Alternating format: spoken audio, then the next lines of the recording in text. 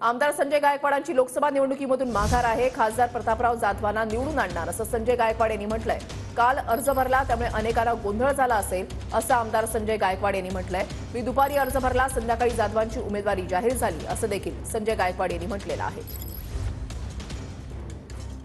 काल दुपारी अर्ज भरला,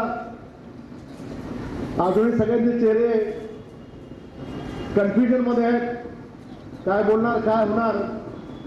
पण मी सगळ्यांना सांगेन, मी दुपारी अर्ज भरला आणि म्हणून संध्याकाळी तिकीट जाहीर झालं। खासदार साहेब निवांत झोपले। खूप दिवसापासून मी या पहिल्यांदा असं पाहिलं की तिकीटच जाहीर होत नव्हतं।